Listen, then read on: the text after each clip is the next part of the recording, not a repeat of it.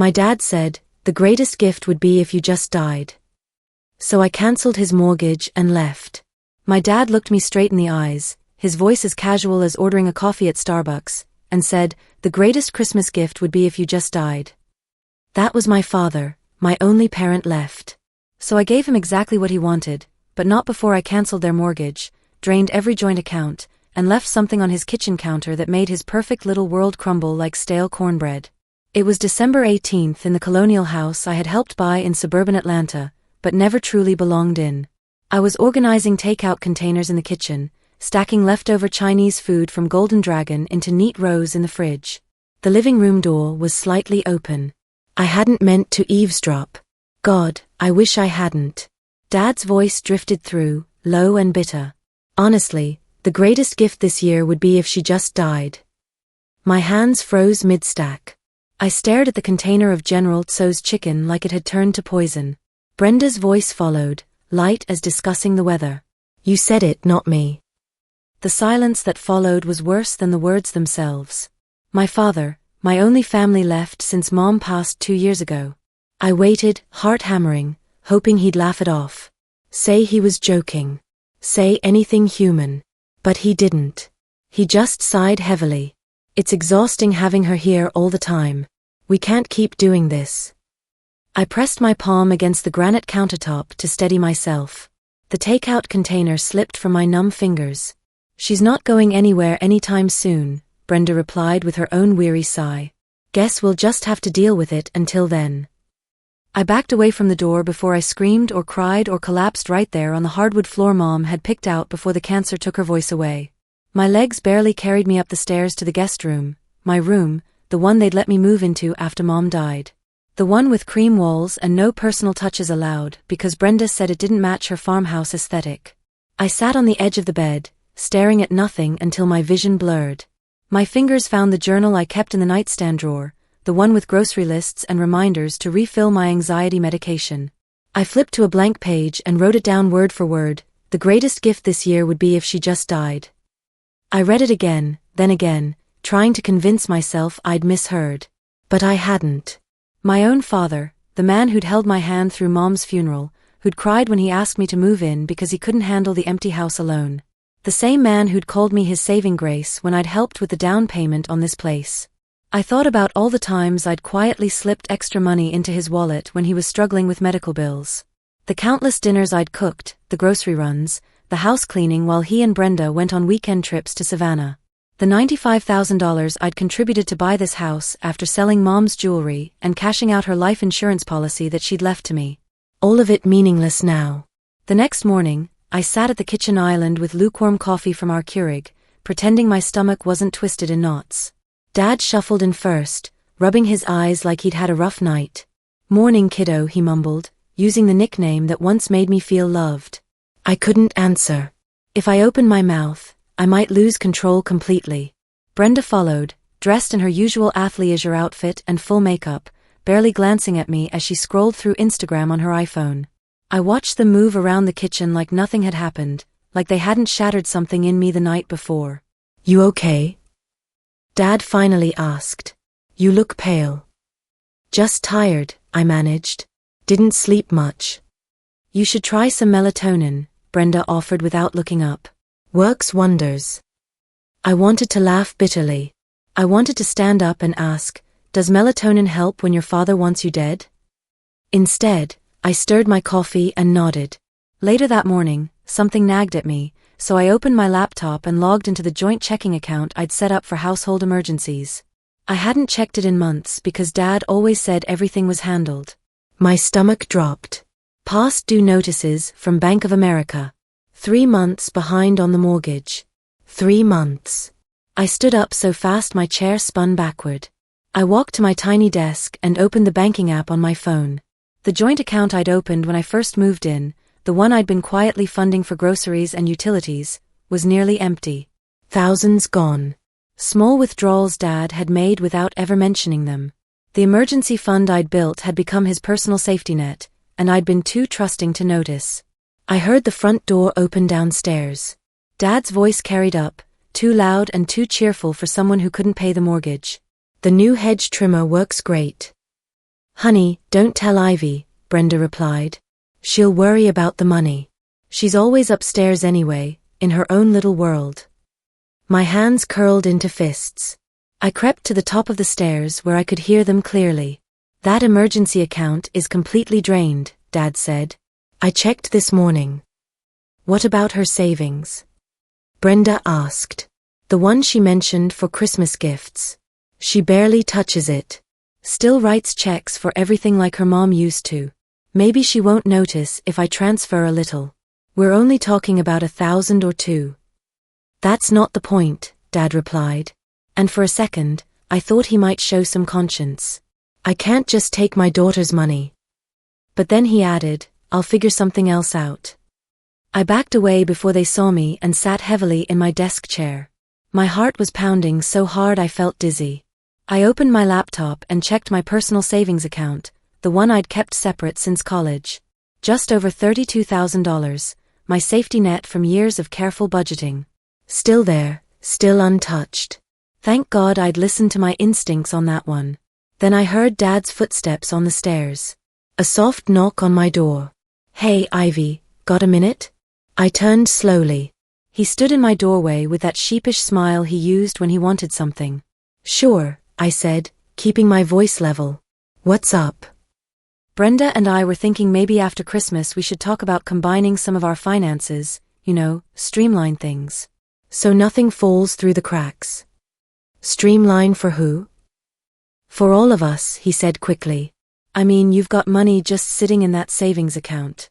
Maybe we should put everything under one umbrella so I can manage it better. The audacity took my breath away.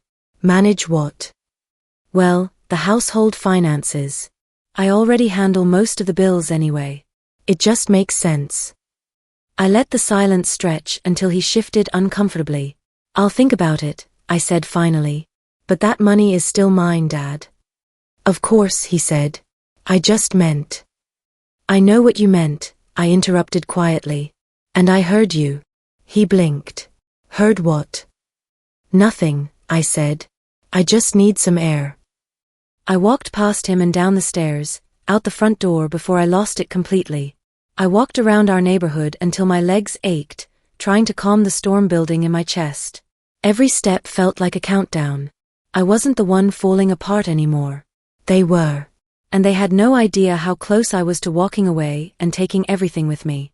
When I came back an hour later, Dad was watching the Falcons game on TV. Brenda was in the kitchen lighting one of her expensive Bath and Body Works candles that she'd post on Instagram later. I went straight to my room and pulled out the envelope Mom had left me, the one marked Plan B in her careful handwriting. My heart ached just seeing it. She'd always said to hope for the best, but prepare for the worst, especially with family. She'd warned me once during her final weeks, love doesn't always mean they'll protect you, honey. I'd hated her for saying that. Now I hated that she was right. Inside the envelope was everything. Copies of the deed, letters from our lawyer, a list of account numbers she'd made me promise to keep separate. She'd insisted on protecting me, even from Dad. I called Patricia Williams, the lawyer Mom and I had used for years. She answered on the second ring. Ivy, honey, is everything okay? I need to know if the co-ownership papers on Dad's house are still valid, I said. The ones with my name on the deed. She paused. Of course they are. You never signed a release. Your father never filed to remove you. Why are you asking?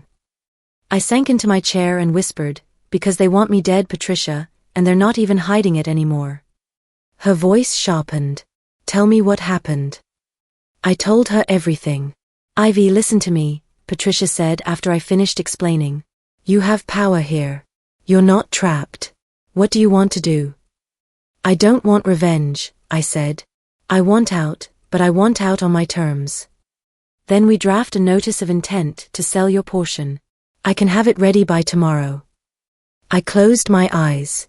Make sure both of them get copies. I want this to hit hard. After we hung up, I opened my suitcase for the first time in over a year and started packing. Not in panic, not in fear, but with purpose. I folded each piece of clothing carefully, like I was folding away the version of myself that had tolerated too much for too long. I packed light, one suitcase, my laptop bag, my passport. I called Delta Airlines and used the miles I'd been saving for years. Where will you be flying today, Ms. Thompson? The agent asked cheerfully. London, I said without hesitation. One way. As I zipped up my suitcase, Dad knocked on my door. Ivy, you got a second? I kept packing. Sure. He stepped inside, saw the suitcase, and frowned. Going somewhere? Thinking about it. Is this about earlier? Look, I was just brainstorming. Money's been tight lately. I know it has, I said without looking at him. That's exactly why I'm leaving. You don't need to do that. We can work this out. I turned and met his eyes. No, Dad. I really can't. Is this about money, Ivy? We'll figure it out. You don't need to stress about it. I tilted my head. Why did you empty our joint account? He blinked hard. It was an emergency. Which one? The mortgage, the credit cards, or Brenda's spa weekend in Charleston? Don't do this, he said, his voice getting sharp. We're family. You stopped treating me like family the day you said my death would be a Christmas gift. His face went pale. You heard that? Every word. I walked to my dresser, pulled out the legal envelope, and handed it to him. What's this? My answer. I watched his hands shake as he opened it and read Patricia's letter. You're forcing a sale? You can't be serious, Ivy. I'm flying to London tomorrow. Believe me, I've never been more serious. He stared at the paper like it might change if he looked long enough. We don't have that kind of money to buy you out. Then you'd better find it, because Plan B is already in motion. The next morning, I woke to Brenda screaming downstairs. At first, I thought something had happened to the neighbors, but then I heard Dad's panicked voice. I don't know, okay? I thought I paid it online. I walked to the top of the stairs and saw them both in the kitchen, faces red and frantic. The Christmas tree in the living room was dark. No lights, no music, no fake fireplace crackling on the big screen TV. It was December 23rd, and the power had been shut off. This can't be happening, Brenda snapped, slamming the refrigerator door. My sister's family is coming tomorrow. What are we supposed to tell them? We'll figure it out, Dad said. Just calm down. Calm down? Did you forget to pay the electric bill too? I thought. He stopped himself when he saw me on the stairs. You thought what? I asked, walking down slowly. Dad looked like a deer in headlights. I thought maybe you'd handled it this month. I didn't raise my voice. I didn't need to. No, Dad. Not anymore. He rubbed his forehead. You're really doing this right before Christmas? You told me to disappear, I said calmly. This is me disappearing, quietly, responsibly, just like you wanted. Brenda stared at me. You can't just stop paying bills without warning anyone. You mean like how you stopped including me in this family months ago?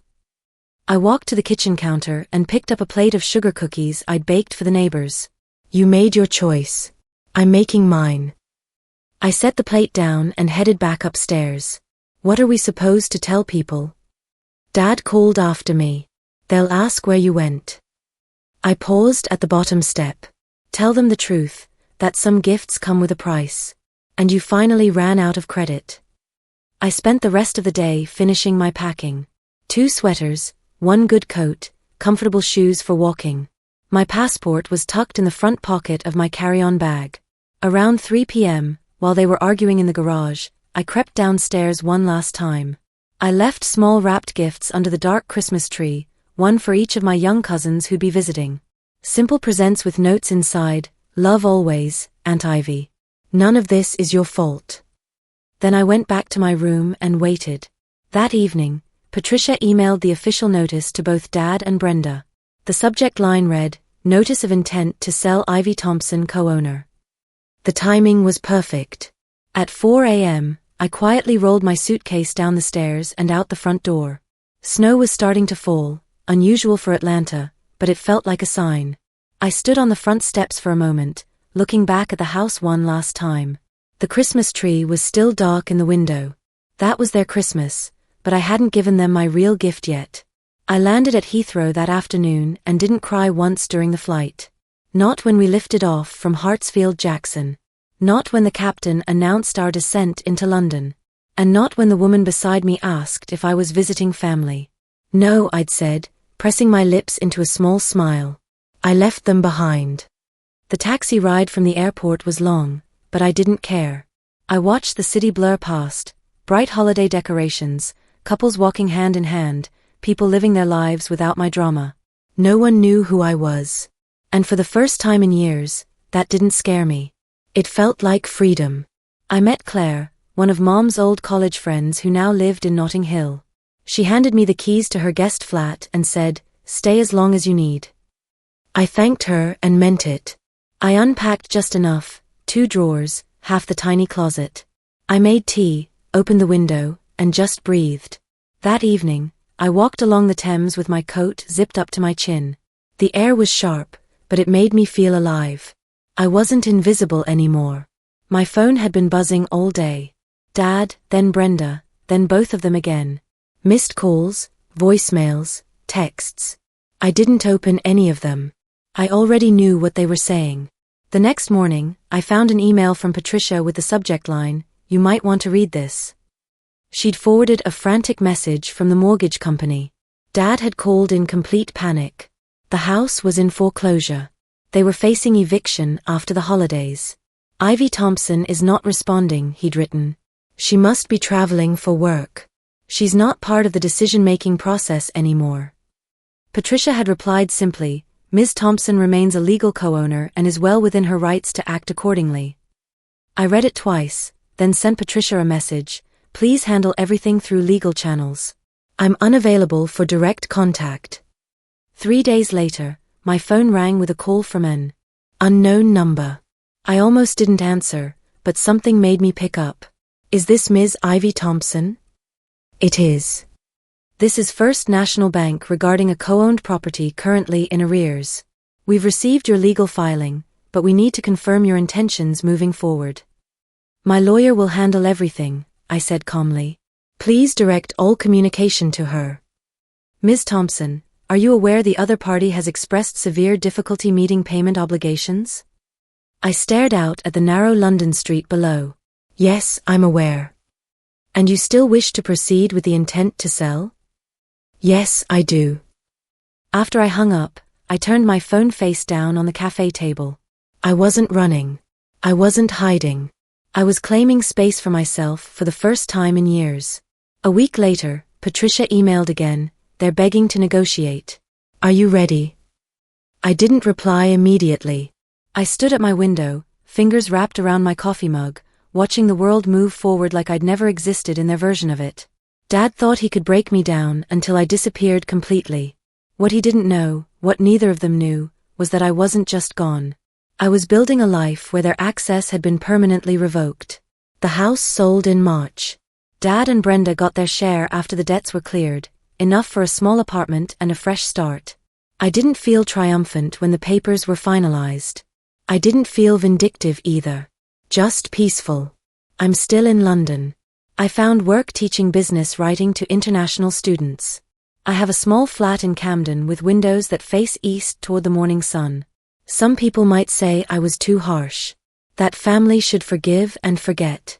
But I learned something important in that guest room back in Atlanta. Love isn't measured by how much you give until there's nothing left of you. 6 months after the house sold, I received an unexpected package. No return address, but I recognized Dad's handwriting. Inside was a small wooden box, one Mom had made in her pottery class years ago. I'd forgotten about it completely. There was no note from Dad, but tucked inside the box was a letter in Mom's handwriting. One I'd never seen before. "My dearest Ivy, if you're reading this, it means you found your strength. I hid this letter in the box because I knew someday you might need to remember who you are when everyone else forgets. You were never meant to shrink yourself to fit into spaces that weren't built for you. You were meant to build your own. I'm proud of the woman you've become, even if I can't be there to see it. Love doesn't demand you disappear. Real love celebrates the space you take up in this world. Keep taking up space, my brave girl. Keep building your life on your own terms. All my love, Mom." I sat in my Camden flat, holding that letter, and cried for the first time since I'd left. Not tears of sadness, but of relief. Of recognition. Of coming home to myself. The next day, I enrolled in a creative writing course at University College London. I'd always wanted to write, but there had never been time, never been space, never been permission. Now I was giving myself all three. I started small, personal essays about rebuilding your life, about recognizing your worth, about the difference between love and obligation. The first piece I published was called The Gift of Disappearing, How Leaving Saved My Life. It resonated with more people than I'd ever imagined. Women wrote to me from around the world, sharing their own stories of invisible labor, of family members who took until there was nothing left, of the courage it takes to choose yourself. A year later, I had enough material for a book. The Disappearing Act, Reclaiming Your Life When Love Becomes Loss, became a bestseller. Not because it was a revenge story, but because it was a survival story. I still live in London. I have a larger flat now in Bloomsbury, with a proper writing desk and bookshelves full of stories that matter. I travel when I want, eat what I like, and decorate with whatever makes me happy. Sometimes I wonder if Dad ever thinks about that Christmas, about the choice he made and the gift he ultimately gave me. Because the greatest gift that Christmas wasn't my death, it was discovering I had a life worth living. I built it myself, one deliberate choice at a time. And for the first time in my 32 years on this earth, it belongs completely, undeniably, beautifully to me.